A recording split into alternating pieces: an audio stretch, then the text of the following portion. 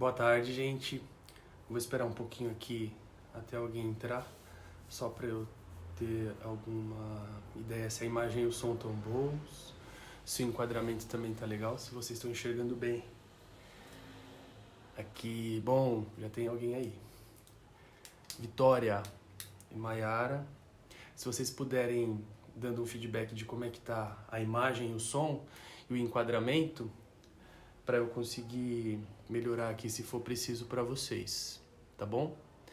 Gente, é o seguinte, ontem durante a nossa live eu não consegui concluir porque travou mesmo, eu tentei várias vezes voltar, não consegui. Aí as lives que estavam acontecendo nos outros grupos, a mesma coisa, os outros professores também travaram e a gente percebeu que foi uma coisa geral. E ficou todo mundo sem entender o que aconteceu. A gente ficou muito chateado porque a gente estava bem empolgado com a ideia de conseguir reunir vocês em grupos separados e conseguir ir dando as matérias, né? Como eu disse, isso não tem o valor de aula presencial, é facultativo, é uma forma da gente estar próximo enquanto tudo isso acontece. Mas aí foi meio que um balde de água fria, né, gente? Porque a gente preparou tudo, eu inverti todo o slide aqui para que vocês conseguissem acompanhar, os outros professores também. E aí a nossa live não foi pra frente. Eu cheguei à conclusão, depois de muito pensar, que foi o horário que a gente escolheu. Foi um horário de pico muito grande, muitas pessoas estão fazendo live nesses momentos e eu acho que sobrecarregou um pouco a rede em geral. Não era que eu tentei tirar o Wi-Fi, fazer pelo 4G aqui do meu próprio celular, mas não deu certo, não voltou. Eu fui observar, como a gente está meio sem horário para nada, né, nessa quarentena, eu fui observar que a opção de voltar a fazer live tanto no Facebook quanto no Instagram, foi só depois da madrugada. Mas enfim, essa é uma tentativa, tá bom, gente? Vamos ver quanto tempo dura. A ideia é as lives não durar mais do que 1 hora para não ficar tão cansativo e a gente não se perder.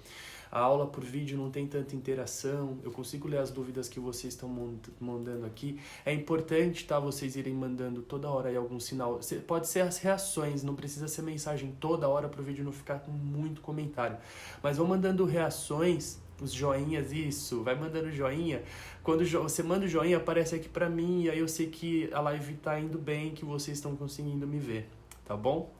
Então vamos lá. Eu vou pegar rapidinho só um relógio aqui, pra eu não me perder. Ai, gente. Desculpa, tá aqui, ó. Tá aqui atrás. Eu quero marcar mais ou menos o tempo, tá bom? Então a gente começou aqui às 2h50, tá bom? Então vamos ver aqui, a gente vai falar um pouco sobre videolaparoscopia. É um assunto bastante rico dentro da instrumentação. Rico no sentido de que tem muita informação para a gente explorar. Eu vou partir do zero, como eu já tinha falado no comecinho da live ontem, para quem conseguiu acompanhar. Nesse grupo que eu tô aqui, teve uma turma que eu já iniciei, fiz uma aula presencial antes disso tudo acontecer. E eu vou voltar um pouquinho, vocês vão rever um pouco do que eu falei somente, tá bom? A videolaparoscopia, a terminologia dessa palavra aqui é quando a gente tem a cirurgia por vídeo acontecendo dentro de uma cavidade abdominal. E aí tem diversas cirurgias que podem acontecer. Dentro da cirurgia geral, a gente tem uma lista grande de procedimentos que acontecem através dessa técnica. A ginecologia, né, também dentro da cavidade abdominal aborda bastante. E a gente tem também dentro das duas técnicas, dentro das duas especialidades, a cirurgia geral, a cirurgia ginecológica, cirurgias oncológicas, né, acontecendo através da videolaparoscopia. Eu frisei um pouco ontem da importância do instrumentador hoje saber sobre essa técnica de cirurgia. É uma técnica muito presente, já muito difundida no mundo inteiro, não se trata mais de uma novidade. Hoje já a videolaparoscopia é uma realidade.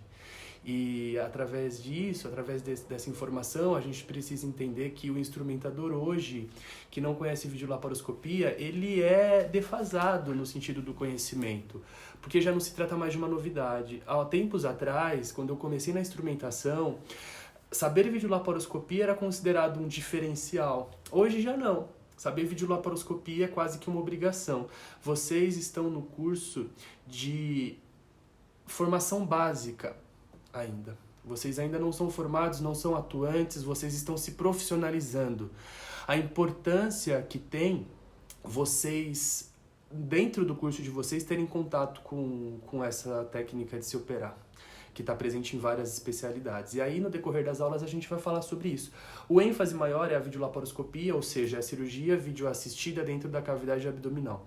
Mas a gente tem a cirurgia através dessa técnica dentro da ortopedia, no tórax, e aí nas aulas de especialidades, dessas especialidades, vocês vão ver essa técnica também, tá bom? Então vamos começar aqui. Olha lá. Eu coloquei primeiro uma foto aqui.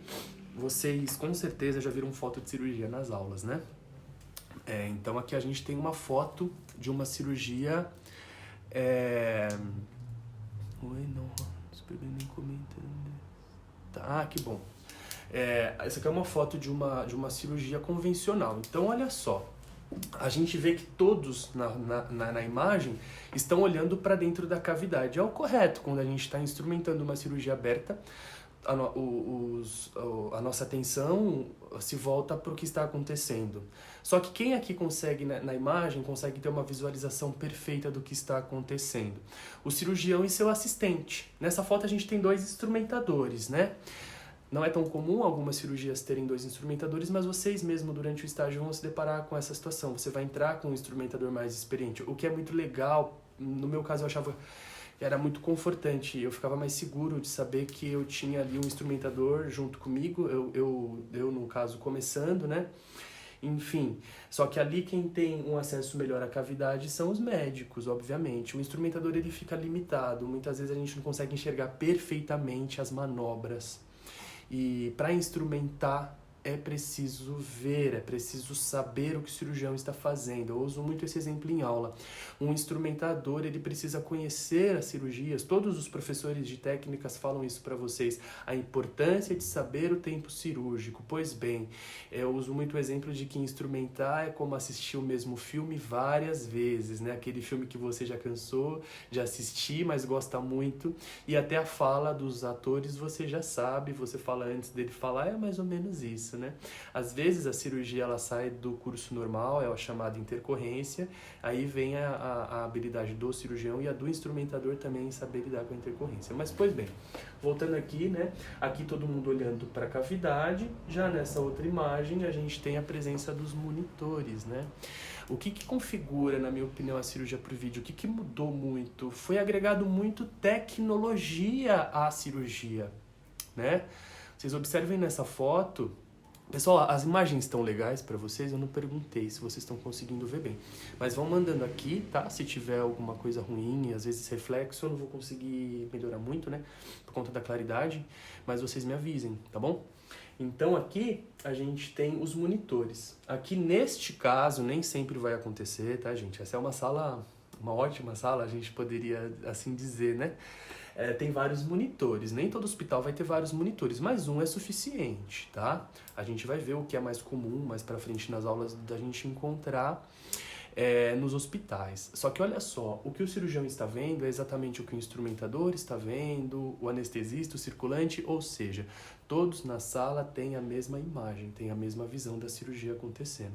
Então aqui a gente já fez um comparativo. Eu tô indo bem do zero mesmo, de quem não tem ideia nenhuma de como é uma cirurgia por vídeo, tá? Então a gente já tem aqui a ideia de como acontece a cirurgia aberta e como acontece a cirurgia por vídeo. Então vamos lá, continuando. Aqui falando um pouco do cenário atual, do mercado de trabalho, bem rapidamente, uma introdução.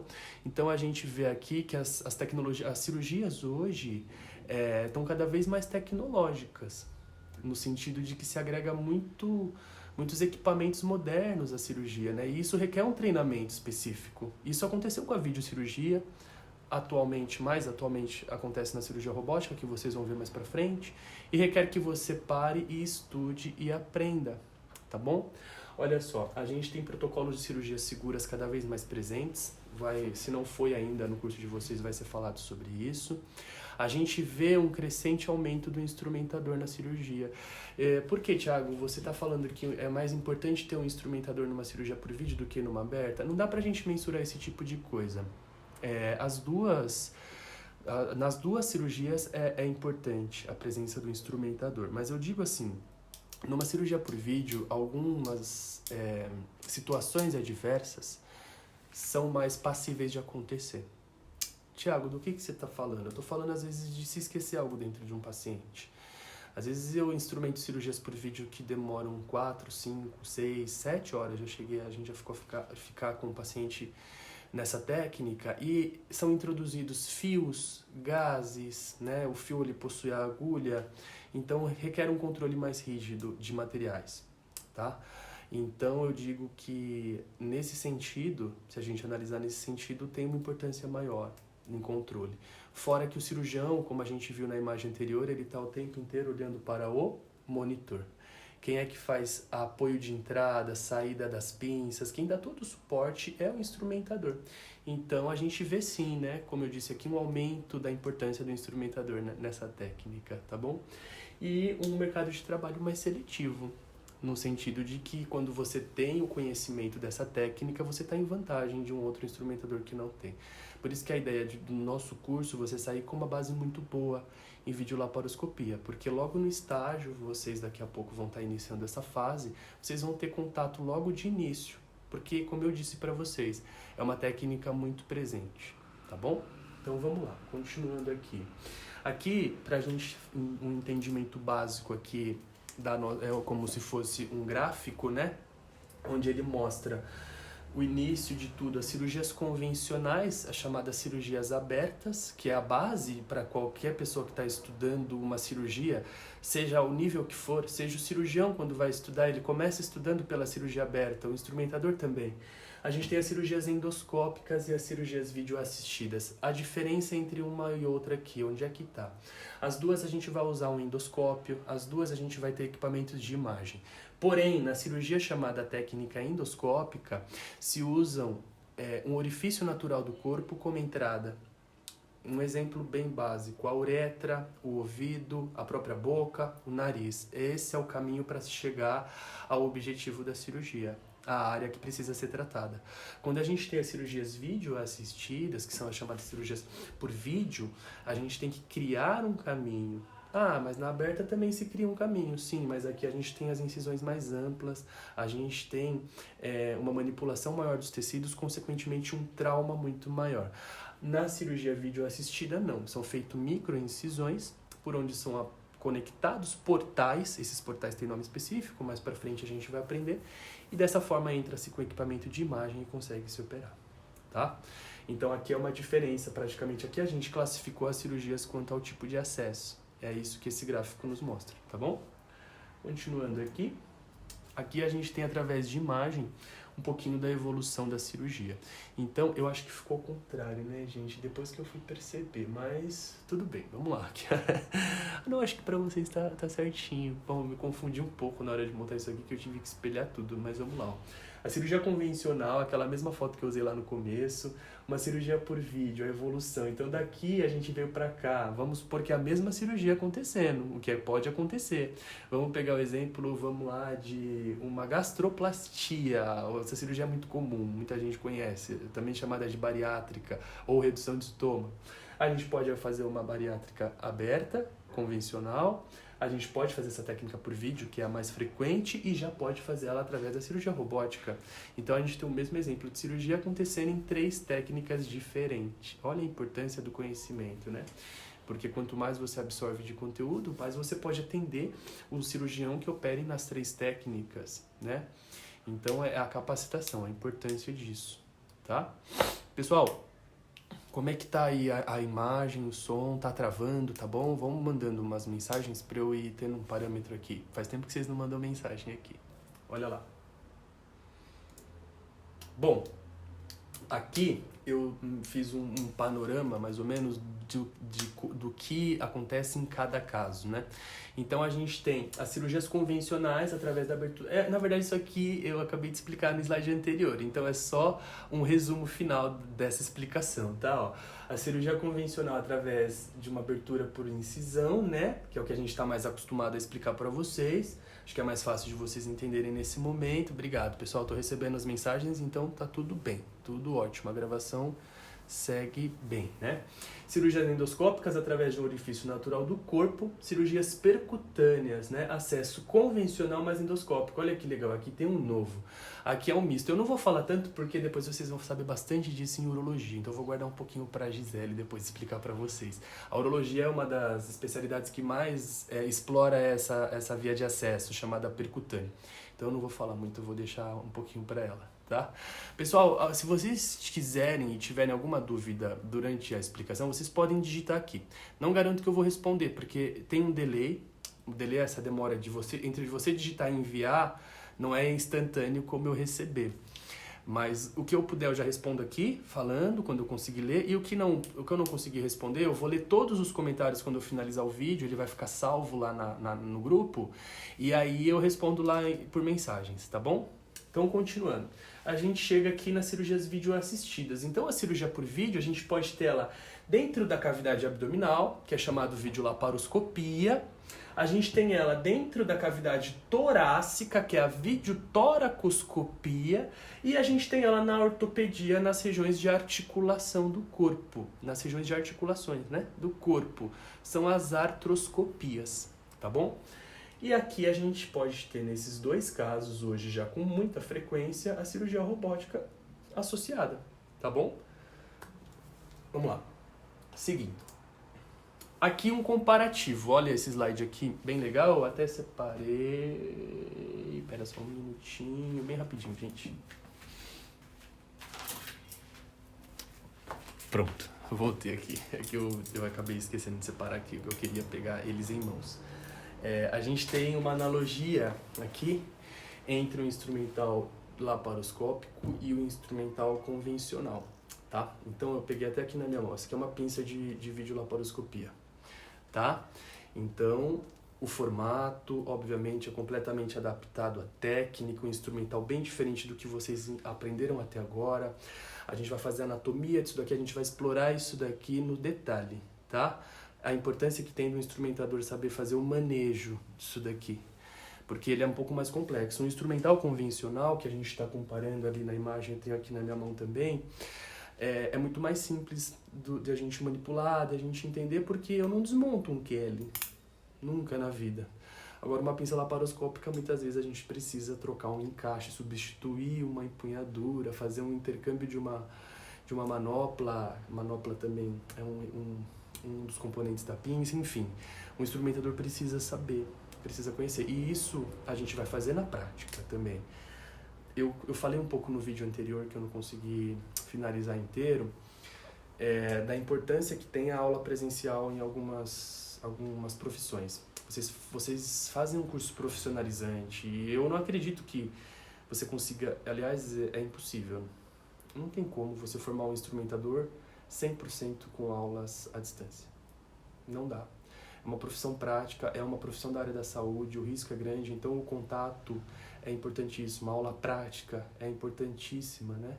Então, por isso que a gente, retomando, a gente vai fazer essas aulas de forma presencial, tá bom? A gente vai ter o treinamento, a gente vai pegar a pinça, vai montar, vai desmontar, fiquem tranquilos, tá bom?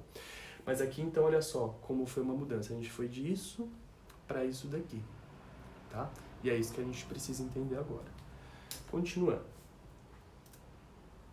Bom, olha só. Pessoal, aqui deu uma parada nas mensagens, tá meio... Não sei se o vídeo tá travado ou não. Vão mandando aí, vão mandando joinha, vão reagindo para eu saber que tá tudo bem, tá? Olha lá. Aqui a gente tem um pouco do panorama do porquê, né? O instrumentador, que vantagem que eu tenho em saber videolaparoscopia. Bom, eu já falei um pouco aqui, frisei um pouco isso, que é uma técnica muito usada. Então, eu citei alguns exemplos do que a gente pode ter. Tá chegando as mensagens. Porque às vezes fica aqui parado, eu falo, acho que eu tô com é o trauma de ontem, que eu fiquei dando aula com o vídeo pausado um tempo aqui, aí às vezes eu fico vendo aqui tudo parado, sem nenhuma reação, acho que travou. Então, olha só, a gente tem um mercado crescente de trabalho, né, já, na verdade, bem difundido, uma boa remuneração, como eu falei, mais responsabilidades também, tudo aumenta. Então, a gente pode, por exemplo, eu vou usar o exemplo mais clássico da videolaparoscopia, uma colecistectomia, que é a retirada da vesícula biliar.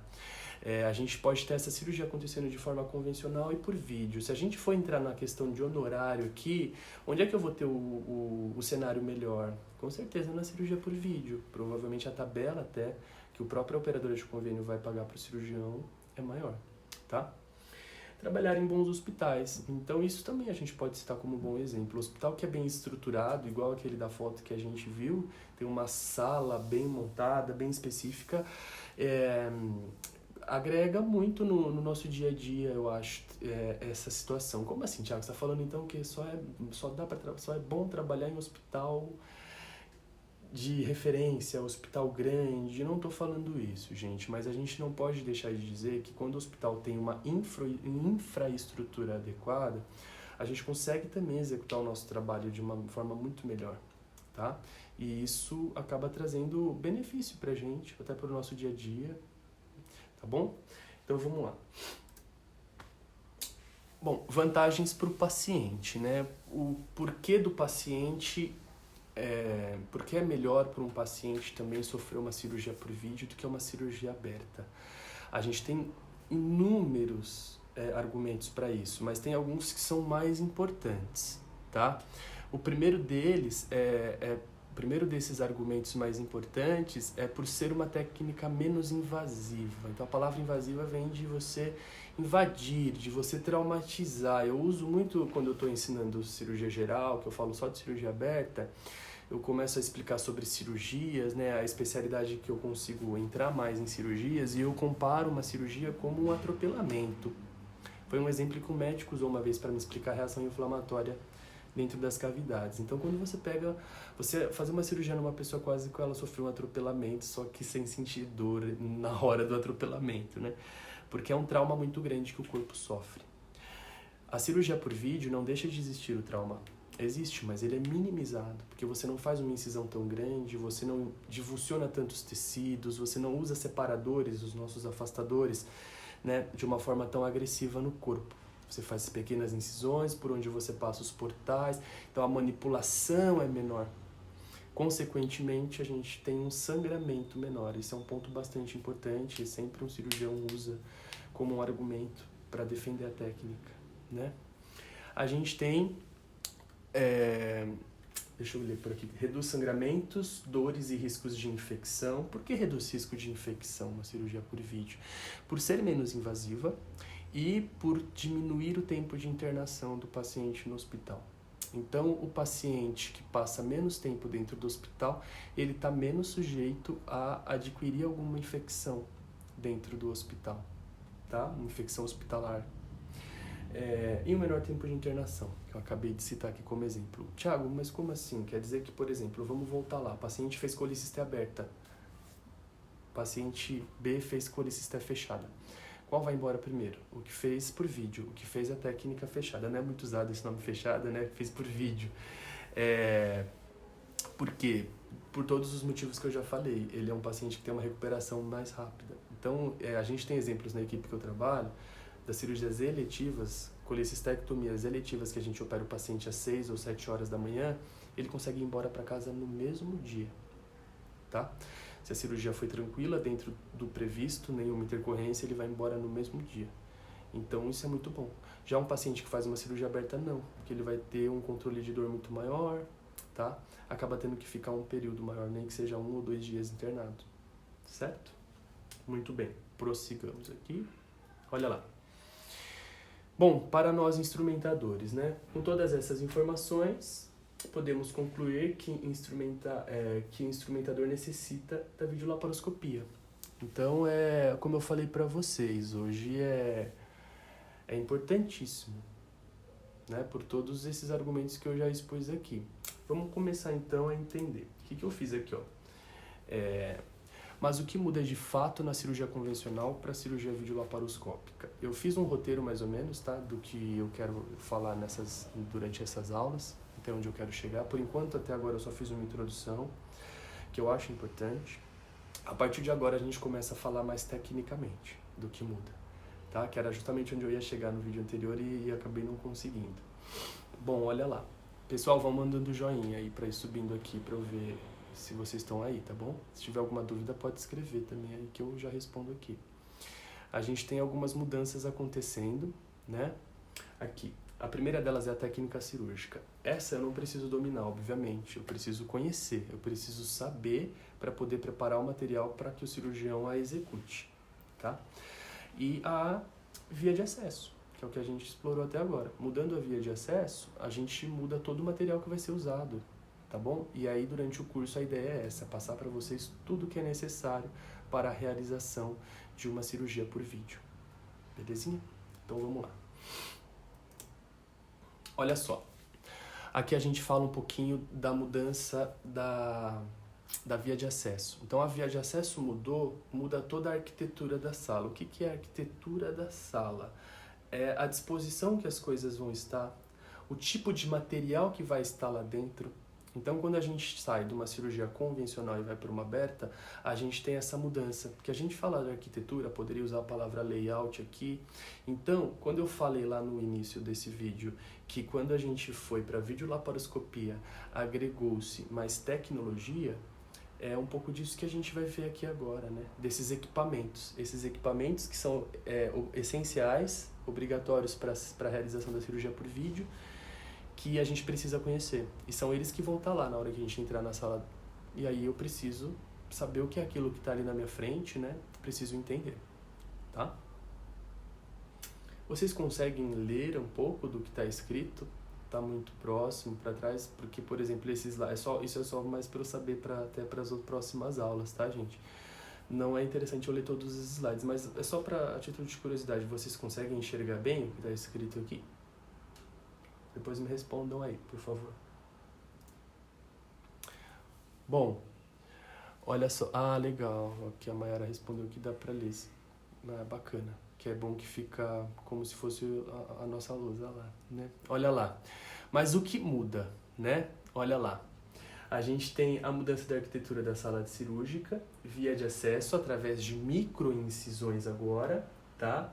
Instrumental completamente adaptado à técnica. Já peguei um exemplo aqui de um instrumento de cirurgia por vídeo, tá? E a gente tem grande número de materiais de OPME. O que são materiais de OPME? Aproveitando que essa palavra surgiu aqui, a gente já fala um pouquinho sobre isso. No dia a dia a gente usa muito também a expressão material consignado. Seria a mesma coisa. A gente usa essa expressão para se referir ao mesmo material. O material consignado ou material de OPME são materiais de alto custo, tá? O que seria isso? São materiais que dependem de uma aprovação especial. Geralmente essa aprovação é prévia, que é isso? Ela é feita antes da cirurgia acontecer, mas existem casos onde o cirurgião decide usar na hora e a aprovação vai ser feita através de um relatório que o próprio cirurgião vai fazer, enfim. O que eu preciso saber sobre isso por enquanto? São materiais caros, como eu disse, de alto custo. Então, o que eu preciso entender? Um pouco mais agora já. Se eu derrubo uma pinça no chão, isso pode acontecer. Já aconteceu com todo instrumentador. Se isso é um material permanente, que a gente chama, um QL, ou às vezes até uma pinça laparoscópica, esse material não vai ser descartado, né? Ele vai ser recolhido pelo circulante, vai ser reprocessado e vai, dependendo da situação, precisar substituir por um outro. Agora, quando isso acontece com material de alto custo, o problema é um pouco maior. Não é um problema insolúvel, né? Mas vai ser mais complicado. Então, o que a gente fala? Eu não gosto de assustar ninguém quando vai falar de OPME, nesse sentido de contaminação, de acidente, né? Da situação adversa. Mas a gente precisa frisar que você tem uma importância maior, sim. Ele é mais importante que os demais, então requer um cuidado maior, mais atenção na hora de manipular. Mas é ter o conhecimento, é o que eu falei, né? Algumas vezes aqui já, nessa aula, que o conhecimento ele é muito importante para a gente poder instrumentar uma cirurgia corretamente, quando a gente fala de tecnologia, tá? Vamos lá, continuando. Chegamos na parte prática agora, né? Onde eu gostaria de explorar um pouco mais de calma para a gente fazer bem detalhadamente. Agora talvez as perguntas comecem a aparecer, mas vamos lá. O início eu vou começar como se fosse uma cirurgia convencional. Então eu vou começar falando sobre a montagem da sala de cirurgia para a cirurgia videolaparoscópica. A mesma coisa que a gente faz na cirurgia aberta. O início de tudo é você montar a sala. Mas quem monta a sala não é o circulante? Na verdade, ele monta a sala em conjunto com o instrumentador. No meu ponto de vista, é o correto. Porque o circulante ele é responsável por buscar alguns materiais que ele sabe que vão ser usados na cirurgia. Mas o instrumentador é quem conhece os detalhes, o material específico. Algumas aulas a gente já falou sobre isso, né? Então, quando a gente chega no hospital, a primeira coisa que a gente deve fazer, depois que entrou no centro cirúrgico, é ir até a sala para dar início à montagem da sala. Quando a gente tem uma cirurgia aberta, convencional, eu acredito que essa montagem ela seja um pouco mais simples quando a gente compara com uma cirurgia por vídeo. Quando a gente vai montar a sala para uma cirurgia por vídeo, a gente tem mais detalhes para checar, tá bom? Então vamos lá, vamos começar a montar essa sala aí. Olha lá, aqui eu fiz um checklist, né? Por onde começar? Então aqui a gente tem os principais pontos a serem abordados, né? A montagem da sala, né? Então a gente vai fazer o checklist de equipamentos e instrumentais. Então quando a gente fala de equipamentos, a gente está saindo da nossa mesa e está indo para outro setor, tá? Que a gente precisa conhecer também. Que na cirurgia por vídeo são equipamentos que são fundamentais. Quando a gente usa a palavra fundamental, quer dizer que não dá para fazer sem eles, são essenciais para a realização da cirurgia, tá? A gente tem um instrumental que a gente precisa conhecer. Ali eu já coloquei, ó, o convencional mais o vídeo laparoscópico, porque a gente não vai deixar de ter uma quantidade de instrumental convencional sendo usado na cirurgia por vídeo, tá? Materiais de OPME em videolaparoscopia, importantíssimo conhecer. Já expliquei, eu não expliquei o que significa a sigla, né? OPME. Na turma da manhã que eu tive a oportunidade de dar uma aula presencial, eu expliquei para eles, mas eu vou repetir aqui. OPME significa órteses, próteses e materiais especiais, tá? Então, é uma sigla que significa, cada letra significa isso que eu disse aí. Então, a gente se enquadraria onde? A gente se enquadraria nos materiais especiais, tá? Por que é tão importante na cirurgia por vídeo conhecer sobre os materiais especiais? Porque, por mais simples que seja a cirurgia por vídeo, a gente tem pelo menos um item ali que pode ser usado, tá? Olha lá. A nossa mesa, possíveis opções de montagem, então eu vou dar alguns exemplos. Eu acho que montagem de mesa é muito individual de cada instrumentador, né? A forma como ele quer montar, mas a gente pode citar alguns exemplos aqui de como dispor esses instrumentais na mesa de cirurgia, né? Aqui eu tenho o paciente, né? A segurança. Quando a gente fala na cirurgia por vídeo, é muito importante a gente lembrar dessa parte sobre a segurança do paciente. Por quê que é diferente da cirurgia convencional? Por conta do posicionamento que o paciente fica durante a cirurgia.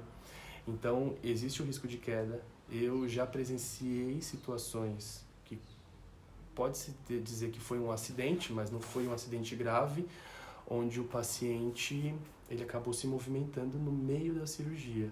Então, a gente vai falar sobre isso, sobre a segurança do paciente em relação ao posicionamento, segurança do paciente em relação aos protocolos de cirurgia segura, que eu falei um pouquinho lá no começo.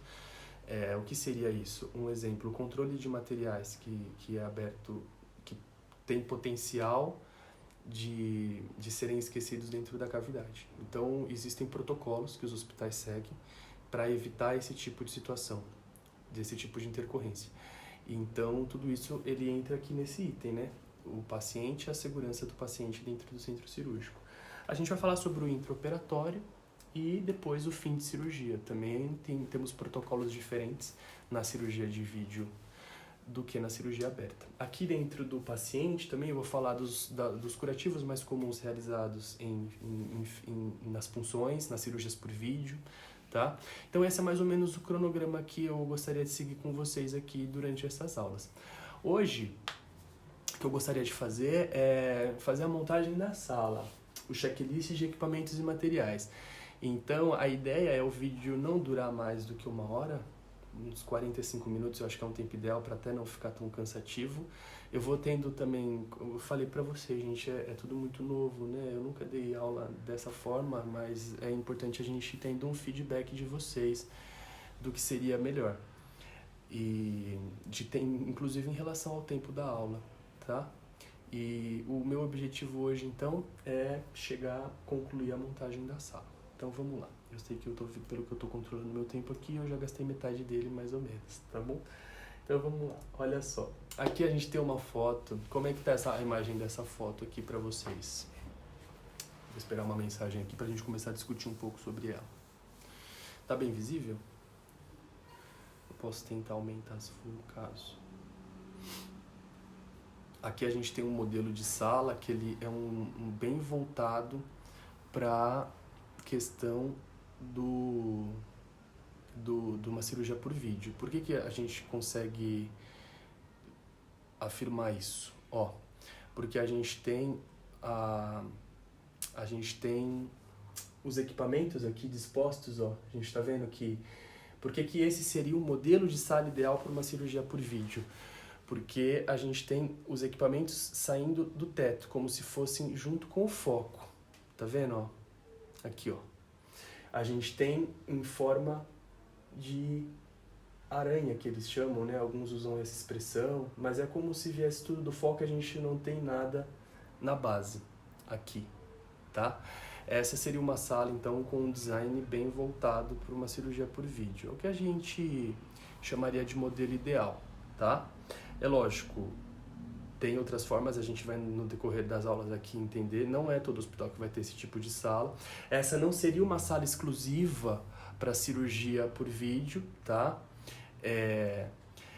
O que, por exemplo, numa situação onde não tem nenhuma cirurgia por vídeo para entrar nesse momento, essa sala poderia ser cedida para qualquer outra especialidade, mas a gente observa que ela tem um design, ela foi desenvolvida pensando em atender cirurgias por vídeo, tá? Vocês vão frequentar alguns hospitais que vocês vão ver esse design, né? Essa arquitetura, que a sala ela foi projetada pensando nesse tipo de cirurgia, tá? Em outras situações onde a gente não tem essa disposição, né, de tudo vir fixo do teto, a gente vai ter as torres de vídeo. Um ponto importante que eu gosto de falar sempre nas aulas é isso. Eu falo, nossa, Thiago, mas o que isso tem a ver com a cirurgia por vídeo? A mesa de cirurgia a gente encontra em qualquer especialidade, né? Todas as cirurgias vai ser necessário usar a mesa de cirurgia. Sim, porém, a mesa de cirurgia realizada durante a... Desculpa. É que eu acabo lendo algumas mensagens aqui do WhatsApp, que a Gisele e a Ellen não estão assistindo minha aula, só estão conversando no WhatsApp, e aí eu acabo perdendo o foco um pouco. O que acontece? A mesa, na cirurgia por vídeo, ela acaba sofrendo muitas mudanças de decúbito, o próprio paciente, né? Mas o paciente, ele tá sobre a mesa de cirurgia. E aí, o que acontece? A importância de a gente ter uma mesa que seja elétrica, tá? É muito ruim. Não é que não dá para fazer. Já entrei em hospitais, já participei de cirurgias por vídeo que a mesa era manual. A mesa manual, pessoal, todo o acionamento dela, para quem não sabe, é feito através de alavancas, tá? O que acontece? Fica muito difícil no intraoperatório ter que fazer as mudanças de decúbito. Então, a mesa, quando tem um controle, fica mais fácil. Dependendo da cirurgia por vídeo que está acontecendo, é dado mais de um tipo de lateralidade na mesa. E isso no meio da cirurgia muitas vezes. Então a gente pede para que o anestesista, ou quando não está o anestesista, o circulante, pegar o controle e ir mudando o direcionamento da mesa.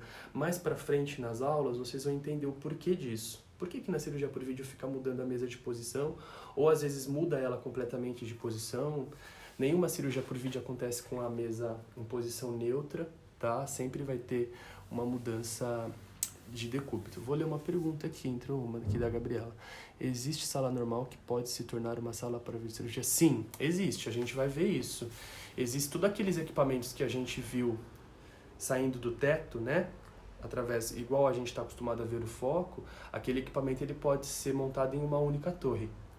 E essa torre ela é disponibilizada para dentro da sala. Inclusive isso é o mais comum, tá? Não são todos os hospitais que têm aquela infraestrutura da foto que a gente viu, tá certo? Vamos lá. Bom, dando continuidade aqui, Aqui ele tem algumas descrições, então é o que eu expliquei, ideal que seja elétrica e possua controle, tá bom? Aqui a gente tem observar a presença da faixa de segurança em sala.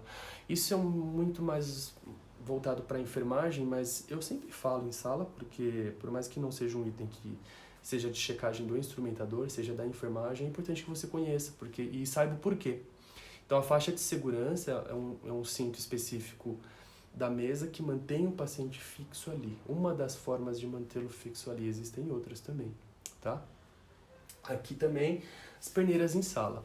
Algumas cirurgias por vídeo, a gente precisa que o paciente fique com as pernas sobre as perneiras, tá?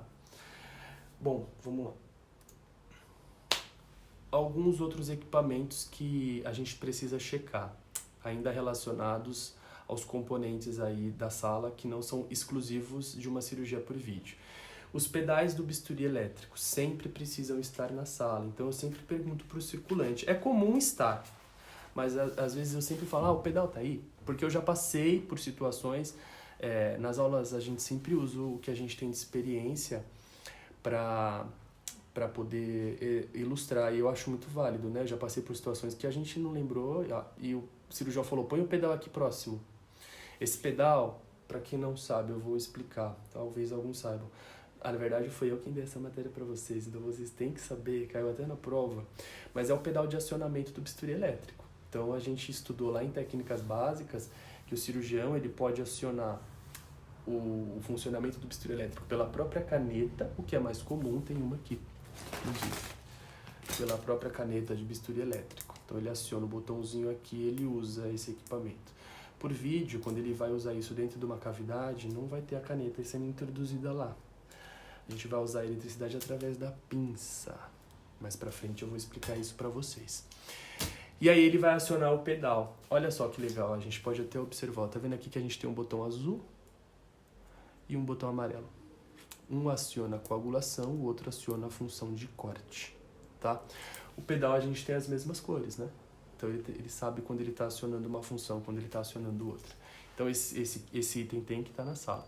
E eu coloquei também os tablados, porque o tablado é muito usado.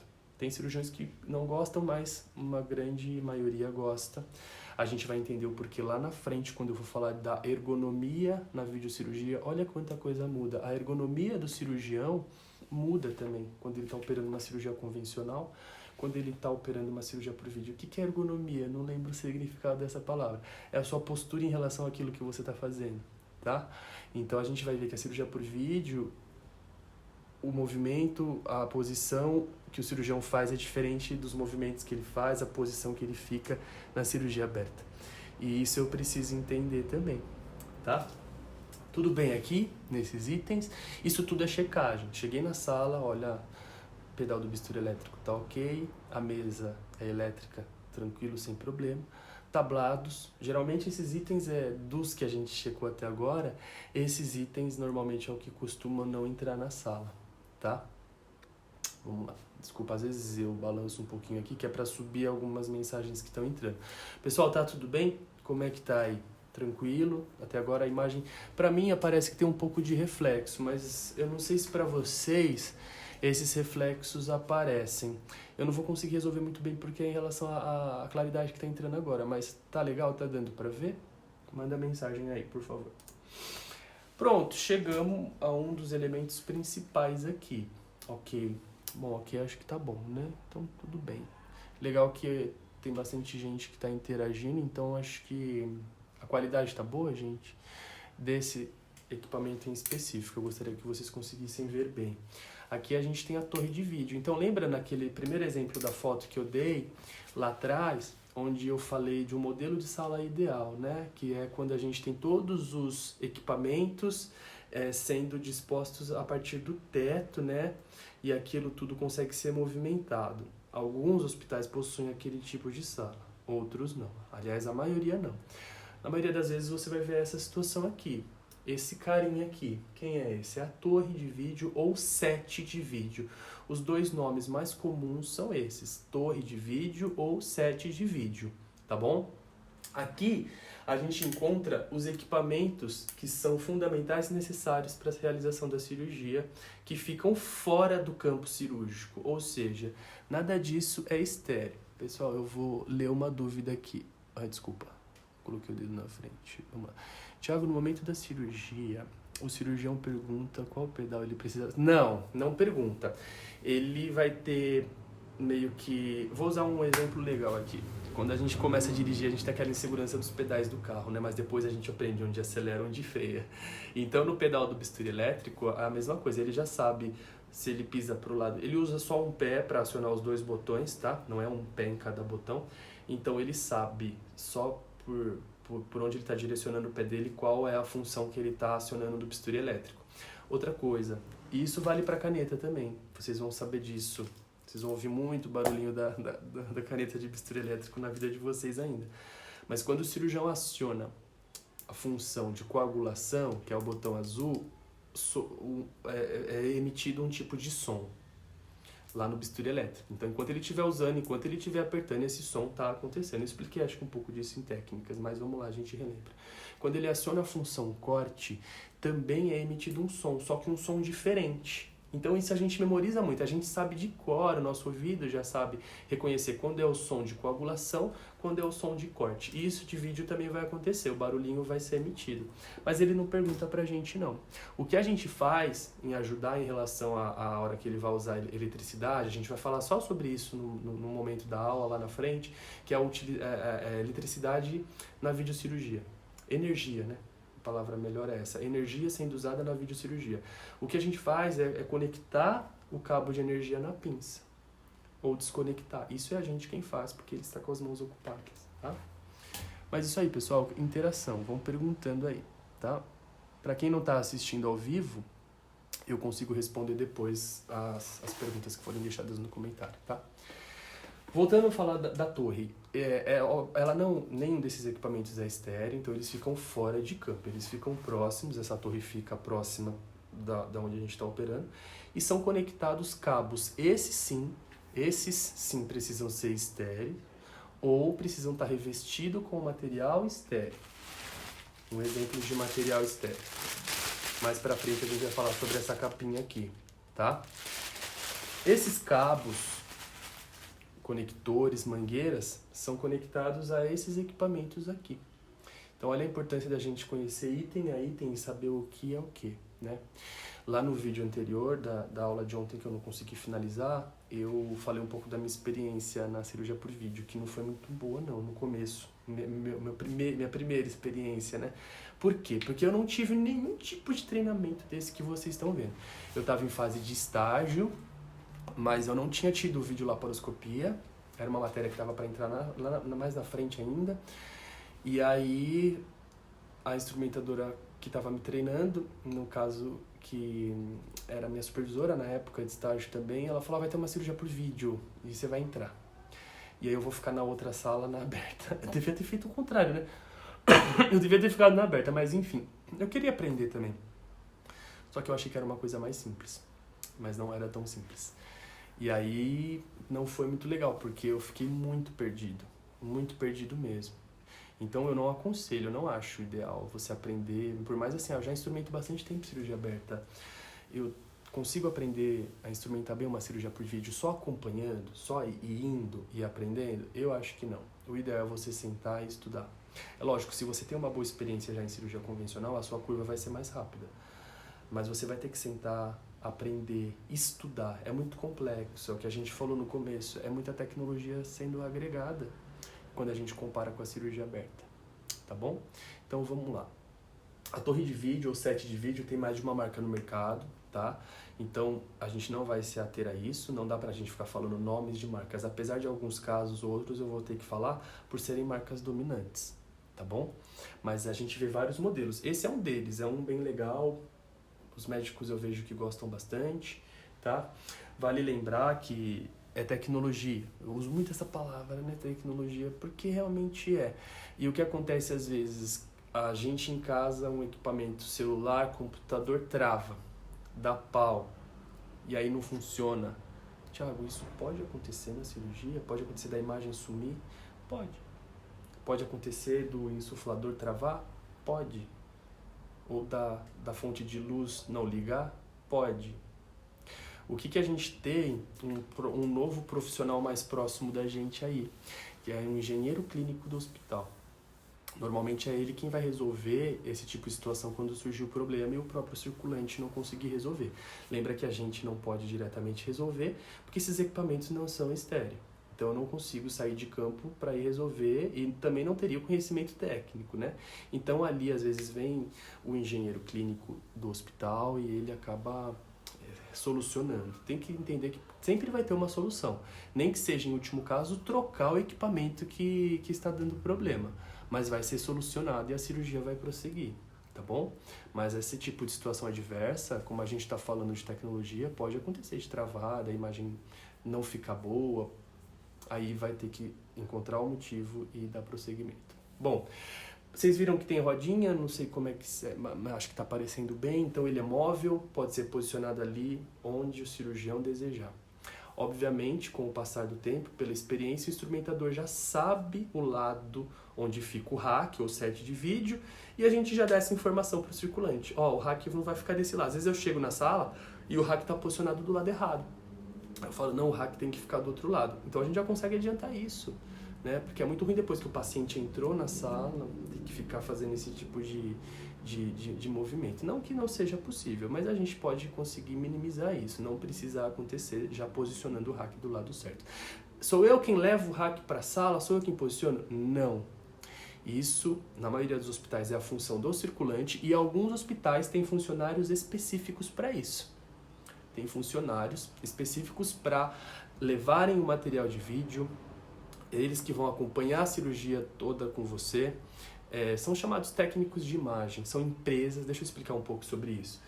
Alguns hospitais contratam empresas exclusivas para prestarem o serviço de fornecer o material para videolaparoscopia. Então é como se terceirizasse esse serviço. O circulante também não tem essa função. Isso é em alguns hospitais, não em todos. Em alguns hospitais você vai ter o circulante vai buscar o rack de vídeo, vai posicionar na sala. O circulante é quem vai abrir o material de videolaparoscopia para você. Em alguns outros hospitais, a gente tem uma pessoa exclusiva para isso. Então, tem determinada empresa quem presta esse tipo de serviço para o hospital e aí a gente vai lidar direto com ele. Belezinha? Eu acho que, na minha opinião, isso agrega muito porque desafoga um pouco o circulante, dependendo da situação, do porte da cirurgia. E é uma pessoa exclusivamente que só faz isso, então ela entende bem, quando eu peço algum instrumental avulso, ela consegue saber melhor um pouco, porque ela tem um conhecimento mais a fundo daquilo, assim como nós, né? Como nós temos. Qual que é a ideia agora, gente? A gente vai explorar item por item, então eu vou falar um pouquinho aí, tentar explorar o máximo de informação, cada item dessa torre, tá? A gente já está indo para 45 minutos de aula, eu vou falar mais uns 10 minutinhos aqui, para o vídeo não ficar tão longo, e aí eu continuo numa próxima live, num próximo vídeo. Tudo bem? Então vamos lá, vamos para o primeiro item. O primeiro item é o topo da nossa torre, é o monitor. Sobre o monitor tem muita coisa que já hoje nova, que dá pra gente falar. No passado, pessoal, né, eu não falei um pouco da história da videolaparoscopia, né, mas ela foi introduzida no Brasil na década de 70, no começo da década, tá? Lá em 1972, 1973. E então a gente já tem a técnica acontecendo há mais de 30 anos. As primeiras cirurgias por vídeo que aconteceram no mundo, elas eram transmitidas através daquelas TVs de tubo.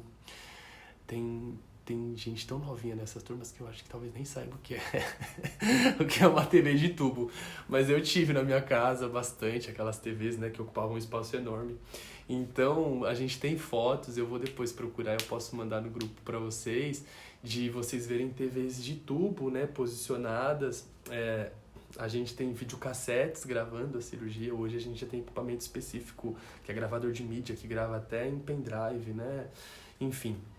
Hoje os monitores evoluíram muito, a gente tem hoje já monitores exclusivos, que são chamados monitores grau médicos, tá? Que são desenvolvidos exclusivos para a cirurgia videolaparoscópica. A gente tem monitores com tecnologia 4K, com visão em 3D. Outro dia, quando eu não sabia muito a respeito dessa nova tecnologia, eu passei em frente a uma sala e eu vi todas as pessoas da equipe, todos que estavam paramentados com óculos muito parecidos, praticamente iguais aos que a gente usa quando vai no cinema 3D. E aí ele tem essa possibilidade já. Inclusive o instrumentador também fica com óculos de tecnologia 3D. Então olha o quanto já evoluiu, né? E a gente precisa saber. Então a gente tem monitores de vários tamanhos diferentes. Lembra da foto do início, aquela monitor, a gente tem alguns com 70 polegadas aí já, e tem monitores menores, tá?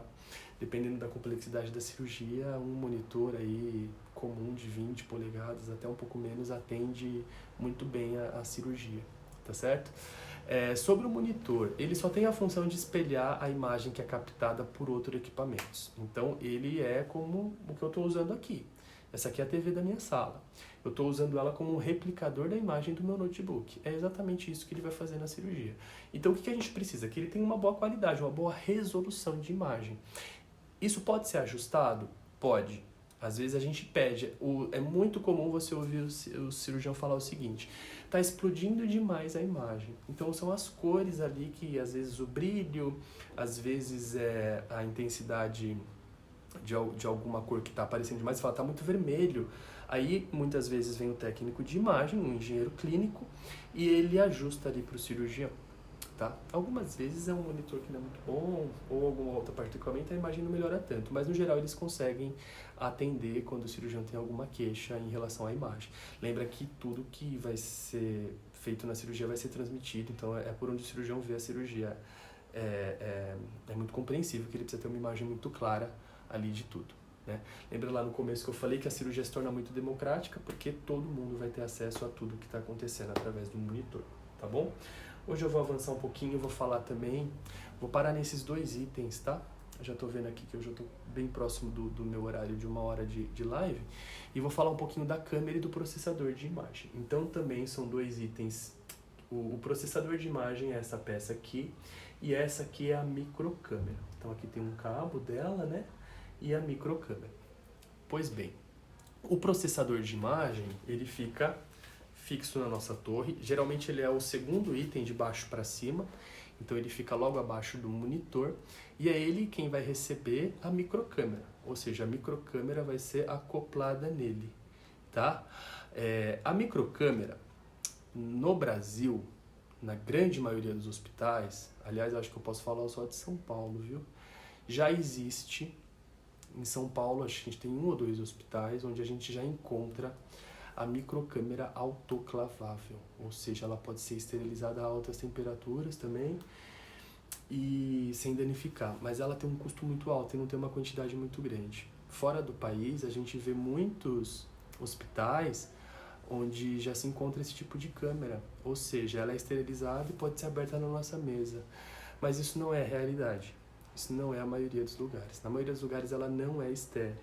Aí é necessário que ela seja encapada. Aí existe uma forma correta de encapar, eu vou demonstrar isso, espero que já presencialmente, se Deus quiser, para vocês. Senão a gente faz um vídeo também de como é que encapa a câmera ainda. Mas só para vocês entenderem, a microcâmera, esse objeto aqui, ele precisa ficar em campo, tá? Vai ser acoplado uma ótica aqui na ponta dela, né? E aí são captadas as imagens. A função da ótica é aumentar o tamanho da imagem e melhorar uma resolução. E é por ali que são captadas as imagens, uma vez mandadas para o processador de imagem, o processador de imagem manda no monitor. Deu para entender o caminho? Então, o processador de imagem fica fora, fica na torre. A microcâmera fica em campo, encapada, né, para que ela possa ser manipulada de forma estéril. E esse é o caminho que a imagem faz. São equipamentos caros, viu, gente? Quando dos que a gente viu até agora, a gente falou do monitor e agora a gente está falando do processador de imagem da microcâmera. Então tem que ter muito cuidado com esse tipo de equipamento. É muito sensível. Uma microcâmera, mas ela tem uma resolução de imagem muito boa, né? Então nela a gente encontra os ajustes de foco, tá? Quando o cirurgião quer melhorar o foco, aproximar, dar zoom, tá? Ou recuar, então esses comandos são feitos através da microcâmera. Ela possui alguns botõezinhos, não sei se fica tão fácil para vocês verem, mas também para a gente fazer alguns balanceamentos. Por exemplo, tem um procedimento chamado white balance, que é sempre feito antes de se começar a cirurgia. Então, antes de começar a gravar a cirurgia, a gente fala, precisa dar white na câmera, que ele faz um equilíbrio ali das cores para ter uma resolução melhor na hora que entra. Não é muito complexo, aliás, é super fácil essa parte, mas eu gosto de explorar, eu falei para vocês, eu estou explorando bem detalhadamente, tá? Para que a gente consiga entender cada função de cada objeto, e eu sempre também vou falar quando um equipamento tiver um custo maior e for mais sensível. A microcâmera é um deles, certo? Bom, por enquanto hoje eu queria parar aqui. Da nossa torre, só recapitulando, a gente estudou o monitor, o processador de imagem, a microcâmera que fica em campo. Mas o caminho é a microcâmera vai ligada ao processador de imagem, o processador de imagem, por sua vez, se conecta com o monitor e é dessa forma que se obtém a imagem. Tá certo? Eu vou terminar por aqui, eu espero que tenha dado certo. Ontem não deu muito certo, mandem aí algumas dúvidas nesse tempinho aqui que eu vou finalizar o vídeo. Queria também aproveitar e mandar boas vibrações para todo mundo, né? A gente está passando por um momento muito difícil, é muito incerto também de quanto tempo isso vai durar ainda. A gente pode ser que acabe daqui uma semana, pode ser que ainda dure um pouco mais do que isso. Então eu acho fundamental a gente conseguir manter contato de alguma forma, nem que seja isso que a gente está fazendo aqui, sabe? Mesmo que não seja, não tem como a gente colocar isso como obrigatório, não tem como a gente contar isso como carga horária, mas eu, no meu ponto de vista, é uma forma da gente se manter próximos durante esse momento. E acreditar que isso vai passar logo, eu acho que é o que a gente pode fazer, é ser positivo e cada um fazer sua parte. Eu não vou querer entrar em questão política aqui agora, do que cada um acredita ou não, mas o mundo, né? A maioria das pessoas dizem que o ideal agora é ficar em casa, para evitar contaminar o mínimo de pessoas possível. A ideia é essa, para que isso passe logo. Então, quando a gente voltar, eu espero que vocês não desanimem do curso, independente de qual seja a situação que a gente está vivendo agora. Foi a profissão que vocês escolheram para seguir, né? E acredito que você escolheu isso por um motivo, seja por afinidade que você tenha, seja por uma missão, um propósito maior, enfim, pela afinidade que você tem com esse assunto, é o que você escolheu fazer. E passando essa situação, o que a gente observa é que tudo vai se normalizar. Então vai precisar de instrumentador, as cirurgias vão voltar a acontecer. Eu estou instrumentando só cirurgia de urgência, vocês sabem, tá dizendo, foi muito divulgado na mídia que procedimentos em geral eletivos, cirurgias, exames, consultas, foram cancelados. Precisa resguardar o hospital ao máximo agora para atender as pessoas que vão chegar até lá. E quando tudo isso passar, vai precisar muito de instrumentador. Então não desistam, eu sei que é difícil não desanimar. Às vezes aqui em casa é difícil, eu moro sozinho, então a forma que eu tenho contato é essa, que eu gostei muito de poder ver até um pouquinho do rostinho de vocês. Eu tenho falado com a minha família também por videochamada. Então eu sei que tem horas que a gente bate aí uma tristeza, né? Uma solidão, mas tentem se manter positivos. É o mais importante agora. Viu? Obrigado pela aula, eu espero que tenha dado certo dessa vez. E aí a gente vai conversando no grupo de WhatsApp sobre o que vai acontecer daqui pra frente, tá? Um beijo, lavem as mãos, usem álcool gel, aqui o meu tá aqui, e fiquem em casa, tá? Beijão, gente.